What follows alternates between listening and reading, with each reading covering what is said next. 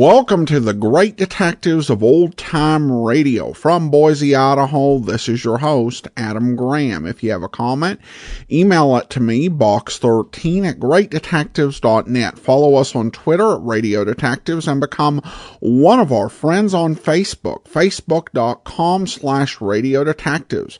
Our listener support campaign continues, and there are many ways to support the show on a one-time basis by going to support.greatdetectives.net.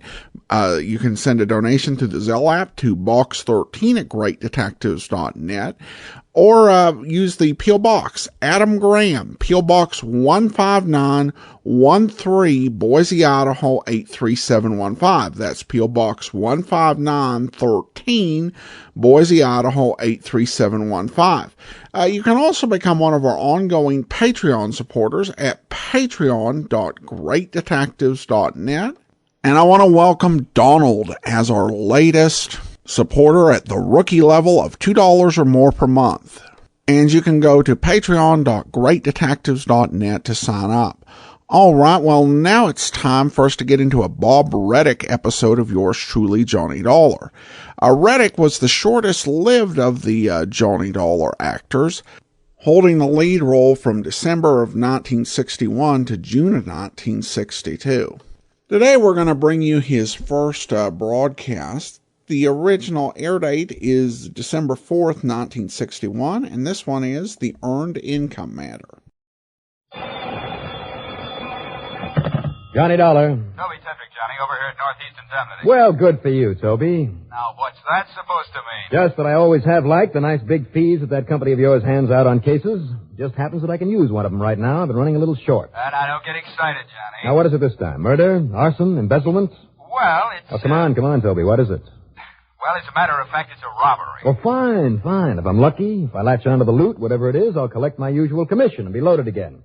Johnny... So tell me all. Now, what's the amount of the loss, Well, that's the trouble. It's only $5,000.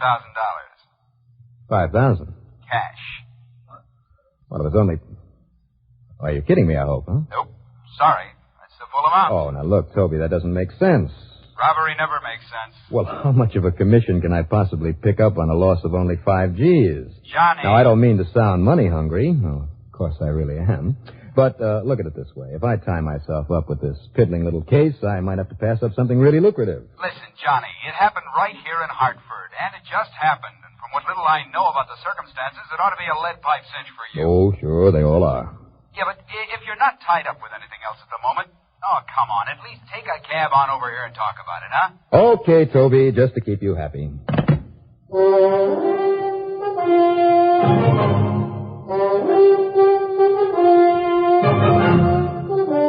The CBS Radio Network brings you Bob Reddick in the exciting adventures of the man with the action-packed expense account, America's fabulous freelance insurance investigator. Yours truly, Johnny Dollar.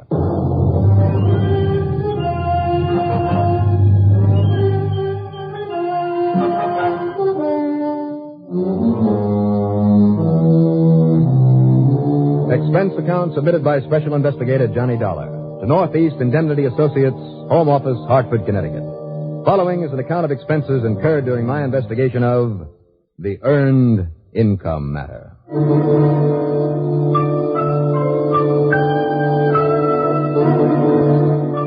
On only a $5,000 loss, I wouldn't even dare to put in too big an expense account. However, I wasn't kidding. I could use some extra dough. But as long as I didn't have anything else to do, all right, take it on. Item 1, $1.20 for a cab into Toby Tetrick's office at Northeast Indemnity. Well, I guess it was kind of thoughtless of me to have you come right over here, Johnny. I should have sent you straight to Mercy Hospital. Well, I can't imagine why, Toby. I'm feeling fine. Now, come on, Johnny. I'm serious. I want you to go over there and see this client of ours. His name is Philip Standish. Now, what's happened to him? I thought this was a robbery matter. Well, it's this way, Johnny. Standish lives at the Ashley Arms apartment, alone. You know the place? Yeah, I know the place. Well, early this morning, while he was still in bed, somebody broke in, bashed him over the head, and walked off with his $5,000. $5,000 in cash lying around his apartment? That's kind of silly, isn't it? Well, he thought he'd had it pretty well concealed, Johnny. Where? On the wardrobe in his bedroom. Well, don't you mean in the wardrobe? No. Right on top of it. Right out in plain sight. Now, look, I've heard about the most obvious place being the least likely place to find something, but isn't that a little ridiculous? $5,000? No. What I mean to say was the urn was in plain sight. The urn? Yeah. You know, one of those heavy bronze cremation, that is, funeral urns, the kind they use to keep somebody's ashes in after that somebody's been cremated. Kept the money in that. I see. Well, that's not such a bad idea, as a matter of fact. If it had a good tight lid on it. And it did, with a tricky kind of lock on it. Who'd ever expect a man to keep money in one of those things? I mean, instead of the ashes of a dear departed relative or something. Well, evidently somebody did. But the question still remains. What question? Why under the sun keep that much cash lying around? Well, what sort of business is he in? Well, Standish, you say his name is? Yeah, that's right, Philip Standish. Mm-hmm. The way I understand it, he has an interest in some sort of an import business down in New York. Art goods, novelties, furniture from the Orient. And he commutes all the way to New York? Well, only goes down there once or twice a week, I think. Anyhow, Johnny, the man's been beaten and robbed by somebody who got in through the open window of his apartment. He has one of those policies covering cash loss up to $5,000. He's over there in a private room at Mercy Hospital, and he wants you on the job. So, if you have nothing else to do... Do the police have any ideas about who may have done this to him, or is he? Why don't you run over there and ask him yourself? All right, Toby. Footing the bill. Now go easy on the expense account of yours, will you? For once. After all, it's a pretty small amount involved. Oh, but who knows, Toby? Pursuit of the missing $5,000 may lead me to the furthest corners of the earth. Why? To strange, exotic lands where never before has the white man set foot. Oh, where untold dangers lie lurking in the jungle. Oh, go on, you bum. Get out of here before you break my heart. All right, Toby, I'll see you later.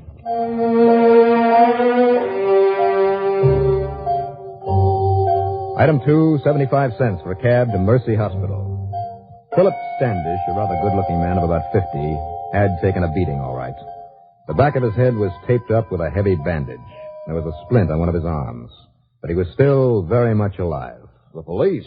No, Mr. Dollar, I want you to handle this. But why? If you were beaten and robbed, it's a police matter. But what can they do? That is, with no clue whatsoever as to the man who did this to me. The man? All I've been able to tell them is that somebody came into my bedroom through the open window, beat me up this way, then left with the urn containing the money. Then you've told them? Yes, of course. Do you expect me to run this man down for you? Well, yes, I do. You're sure it was a man? Huh? Yes, of course I am. Because you recognized him, maybe? Yes, Mr. Dollar. You're sure? Absolutely. But that you didn't tell the police? No. Why not? Because it would only bring out of my past something I prefer not to have known. It's something I wouldn't want publicized. Keep talking, Mr. Standish. Well, now, this must be absolutely confidential, Mr. Dollar. All right. That's the reason I asked to see you. Go on. Well, 15 years ago, I served a short prison term. For what? Oh, it was a ridiculous thing I did, utterly stupid, but I signed another man's name to a check, and, well, I paid for it. I see. Now, my cellmate, while I was in prison, was a man by the name of Thomas Slade. Tommy Slade? What? Well, that kind of rings a bell. Now, what was he in for? Illegal liquor, narcotics, something like that?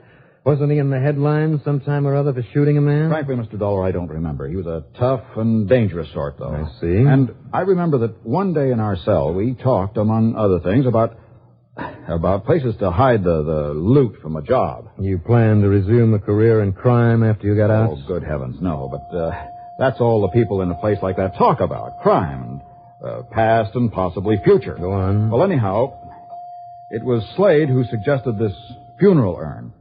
A place even an experienced criminal would never think of or want to tamper with. And so, ever since I got out, that's where I kept whatever money I've had. Friends, people who've seen it, have suspected nothing, have sympathized over my loss of a dear one.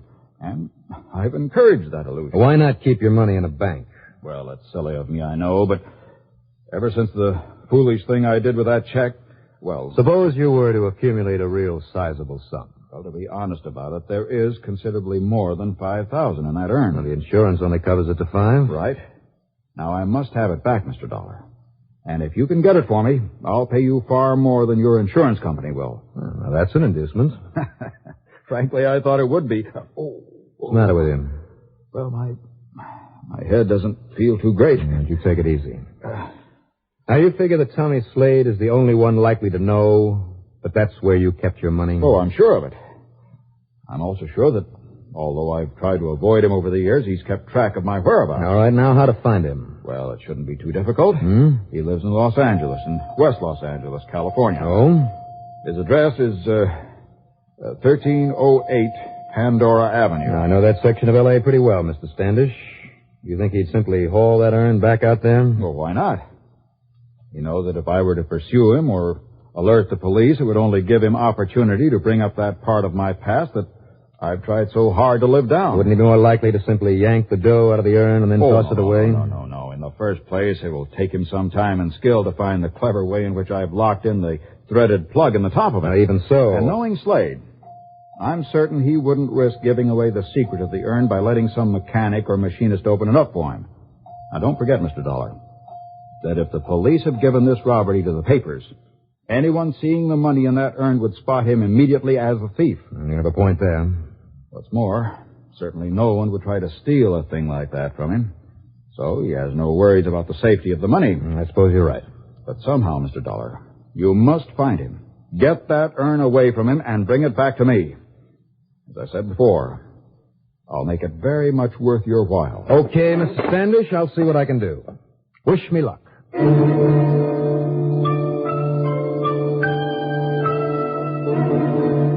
Expense account item 3, another 6 bits, this time for a cab to police headquarters.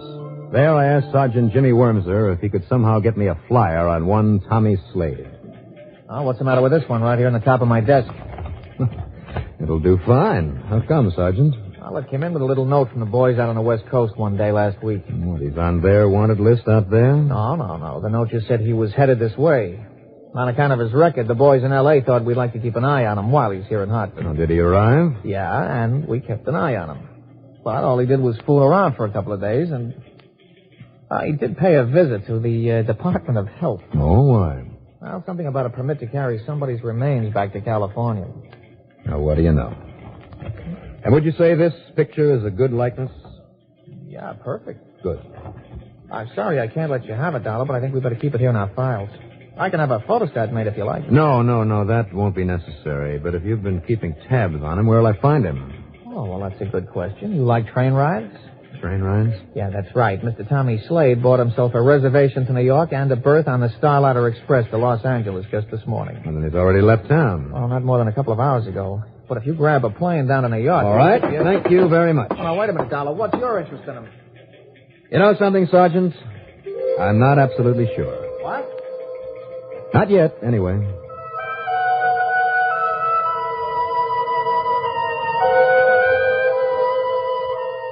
The more I thought about that picture of Tommy Slade, the more certain I was that somewhere, sometime, our paths had crossed before. Item 4, $6.50 for a fast, and I mean fast taxi out to Bradley Field. I was lucky.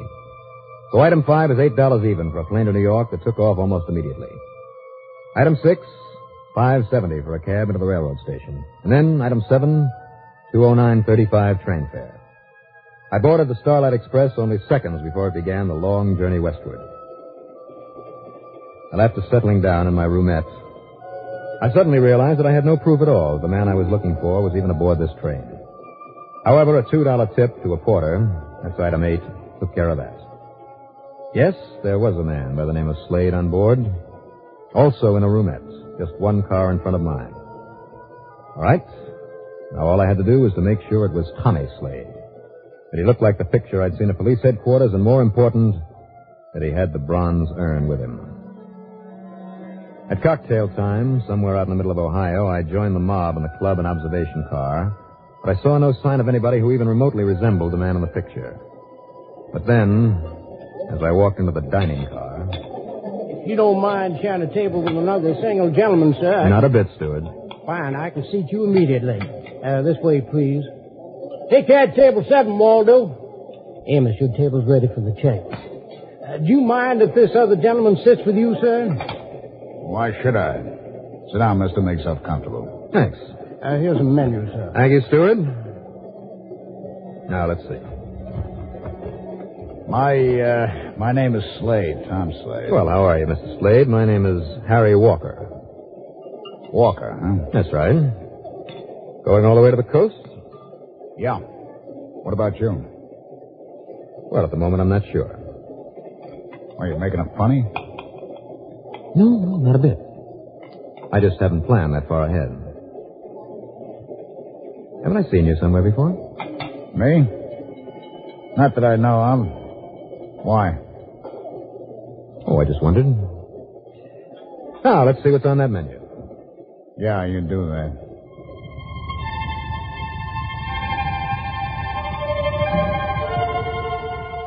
And that ended the conversation. He didn't look up again from his food. When he finished, he got up without a word and returned to his sleeping car. I'd rather hope that he'd go the other way to the club and observation car to give me a chance to look into his roomette. Because this was the Tommy Slade, all right. No question about it. I'd simply have to bide my time and wait for an opportunity to get my hands on the urn. If he had it. And then somehow get off the train with it. Or, of course, if that opportunity didn't materialize, I could only pray for the best and follow him all the way into L.A. Well, after my dinner, I had a couple of brandies in the club car with a pretty little blonde who spoiled everything by having to go back and look after 3 kids she happened to have on board. And then I wandered out to the observation platform. The night was beautiful, unseasonably warm, with a full moon that bathed the countryside in its pale, eerie light. This was quiet, peaceful farmland country. The smell of the clean, freshly turned earth had an almost intoxicating effect on me, and I dozed off for a while. How long I slept, I'll never know, because I was rather rudely awakened by a cloth or coat or something wrapped suddenly about my head, and then a blow on top of it that knocked me out. Oh! All right. Okay now, buddy. Now you're going over the side.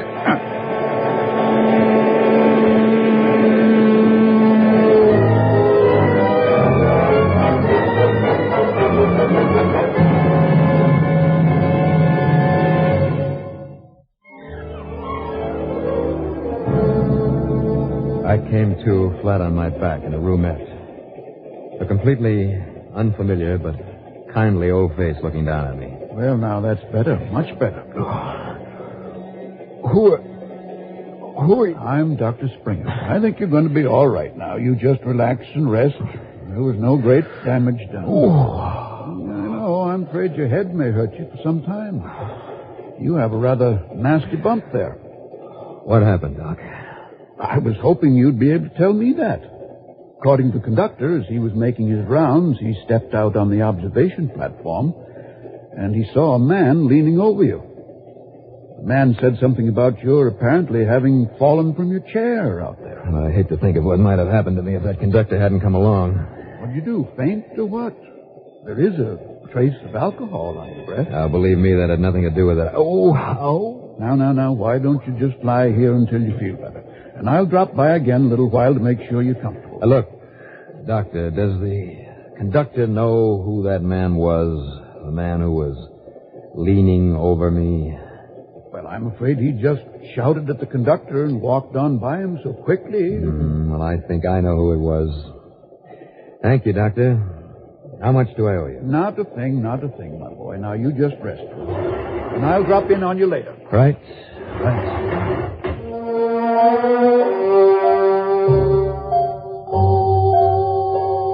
So, I rested. For all of 5 minutes. By the end of that time, I was all fired up to settle accounts with Tommy Slade immediately, once and for all.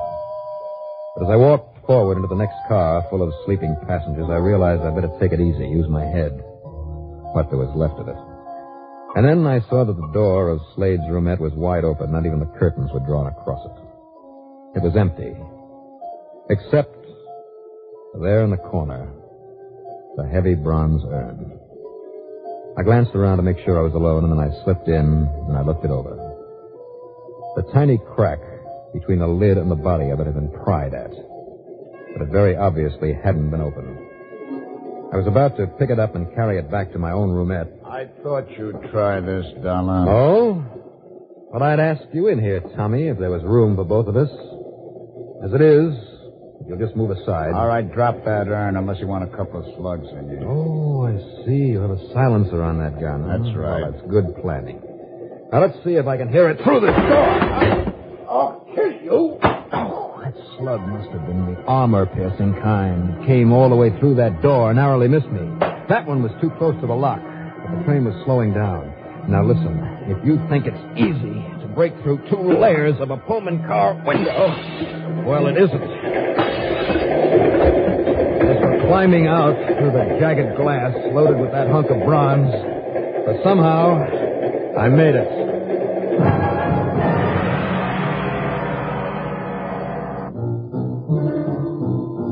Item 9 is $184 transportation. That means a few miles by car, a train to Pittsburgh, PA, a plane to New York, another to Hartford, and finally a cab to my apartment. Well, after cleaning up and changing my clothes, I got in my car and I drove to Mercy Hospital, the urn wrapped up in my topcoat. Item 10, there in the lobby, a dime for a phone call to police headquarters. And then I went up to Standish's room. Mr. Dollar. Oh, is that it, Mr. Dollar? Wrapped up in that coat? That's it, Mr. Standish. Good. I told you I'd pay you well for its return, and believe me, I will. I think you'll pay all right. What? You see, this urn and I had a little accident on the way back here. Accident? Sort of a train accident. I mean, when we left that Pullman car, one of the wheels almost cut the urn in 2. But it didn't, but the money didn't fall out? Not the money or anything else. Oh. The cap flew off, and it jarred loose the top of the false bottom that you have on it. Too bad, huh? I'm afraid I don't understand you. I'm afraid you do, Standish. No, Just really. lie there quietly in that bed. Now, you said there was a lot more than just $5,000 in the urn, didn't you? Now, Dollar, made a listen, living in Oriental imports, huh? Well, that is the understatement of the week. You made a fortune, is more like it, in one of the foulest, filthiest rackets in the world. Now, look, just you stay there, Standish. You're still a sick man, remember? Remember, huh? You said you couldn't remember what Tommy Slade went up for. Well, I remembered, and that's how I knew that you had turned to his caper when you got out. What happened? Were you holding out on him? Is that why you had to come all the way in from the coast to get the urn away from you? Will you listen to me, please? It's no wonder that you didn't dare go after him yourself. He knew you. He would have spotted you, would have killed you. As who wouldn't for a kilo of the stuff in the false bottom of the urn, 2 pounds of it, pure, uncut, and wholesale maybe $8,000 or $10,000 worth. But carefully cut to individual fixes, you'd probably get $1 million, maybe even more than that, for this much heroin. Yes, heroin, you dirty, rotten, filthy son of... All right, Sergeant, take over. Interesting sidelight on the case. I saw in the afternoon papers that the railroad company didn't look too kindly on Tommy Slade's little act. I mean, when he was caught standing there blasting away at the lock on the door of his roomettes. Come to think of it, I better tip the federal boys to his having gone back to his old racket. Expense account total, $418.15. And no padding on this one. Yours truly, Johnny Dollar.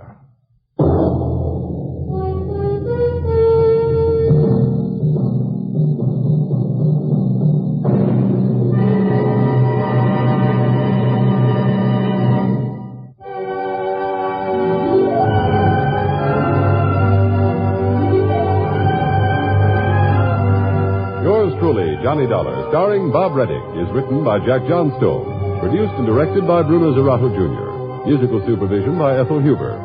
Heard in our cast were Ralph Camargo as Philip Standish, Ralph Bell as Tom Slade, William Mason as Toby Tetrick, Jack Grimes as the police sergeant, Bill Smith as the doctor, and Sam Raskin was the steward. Be sure to join us next week, same time, same station, for another exciting story of yours truly, Johnny Dollar. This is Art Hanna speaking.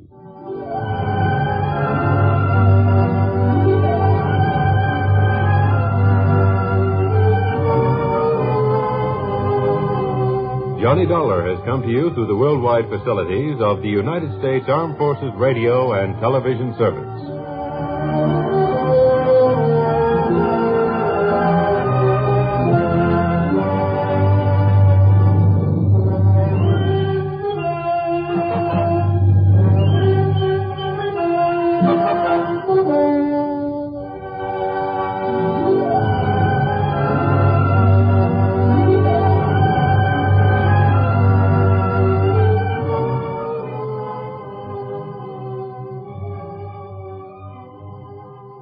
Welcome back. Well, a really good hook and nice pun in the title, and overall a very enjoyable mystery. I think Reddick has a really solid premiere episode.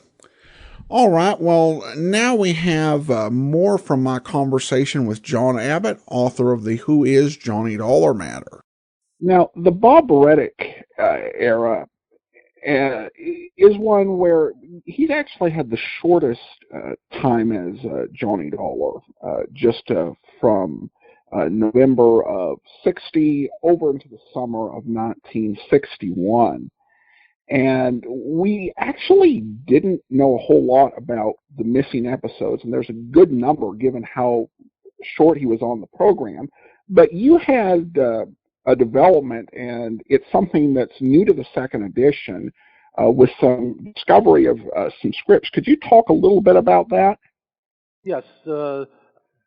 2013, I believe it was, my friend Stuart Wright from Boulder, Colorado, who is an old-time radio researcher.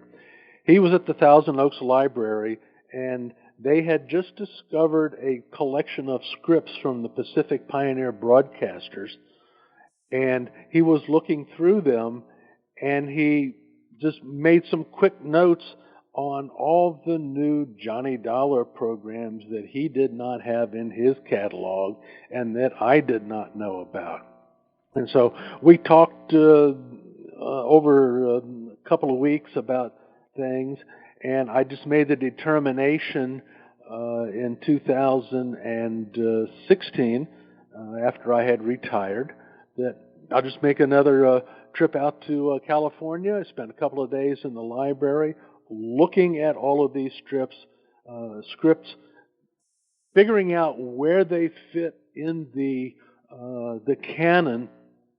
And it has allowed me to pretty much create an accurate flow of the stories, because most of the stories at that point in time, they always had what we call the next week tag.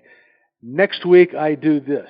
Next week I do that. And when you take those and compare them against what was actually broadcast over the air, you really get an opportunity to put things in a proper order. And I think that by having those scripts now, we've gotten rid of stories that don't really exist. We've got a couple of them that were in there in the quote-unquote catalog twice with same story, different names. All of that has been eliminated. Plus, I was able to take a really serious dive into the Mandel Kramer programs, because once I started adding all of these things into the database I keep, I had more programs than I had weeks to broadcast them in. So I knew there was something wrong somewhere. And various different conversations with various different folks, and we determined that there was a program in the Mandel Kramer series. Somebody had just invented it, didn't exist. It was actually the story that came after it, and I took that out, and now I have 95 stories to cover 95 weeks. And everything, I believe, is about as accurate as I can get it. Yeah, and that's always a challenge with these research.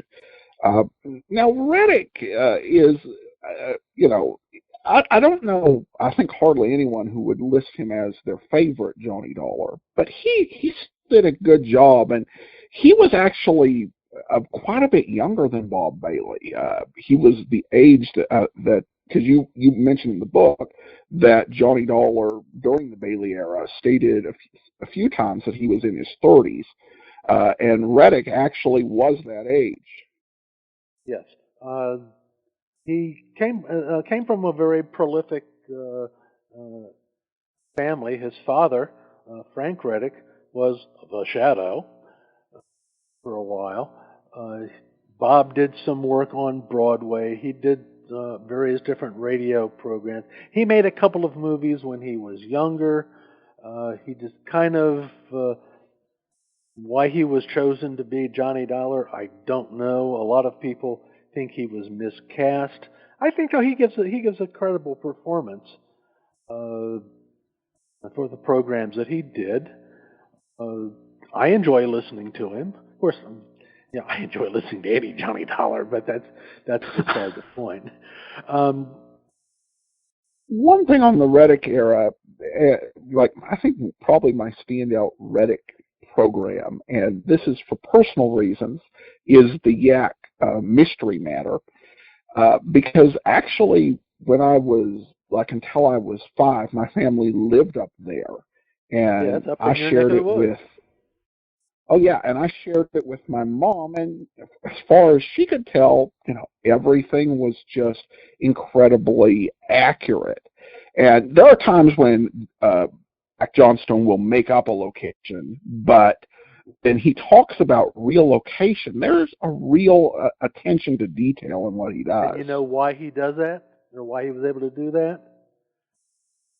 He had a desk atlas in his office, and he was looking for a site. He'd pull it out and say, "Give me something in Montana." Oh, Yak, that sounds interesting. And so it was a real place. Even there's one story in the Bob Bailey.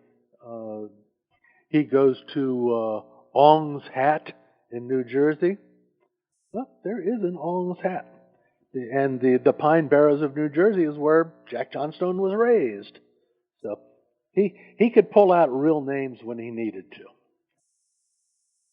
Yeah, and there were locations, I think, that it did sound like sometimes, like when Johnny would wax poetic, that these were places that Jack Johnstone had been and had some foreign connections to.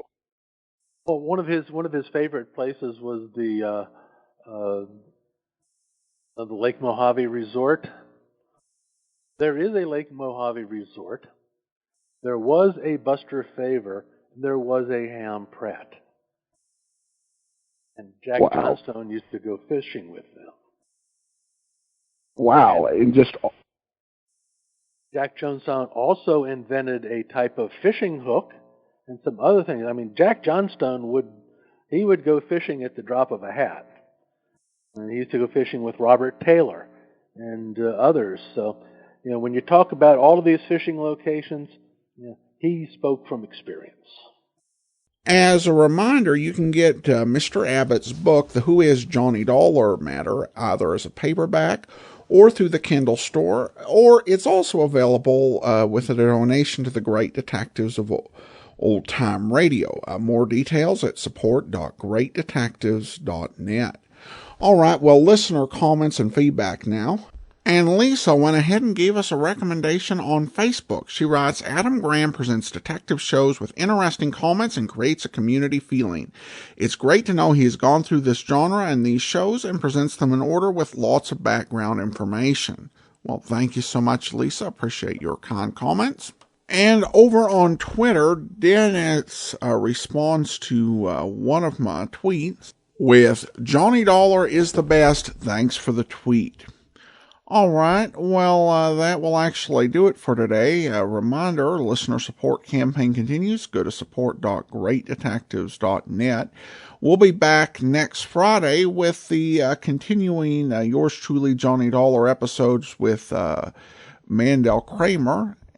And tomorrow, join us back here for another Yours Truly Johnny Dollar with Mandel Kramer. In the meantime, send your comments to box13@greatdetectives.net. Follow us on Twitter at Radio Detectives and become one of our friends on Facebook, facebook.com/Radio Detectives. From Boise, Idaho, this is your host, Adam Graham, signing off.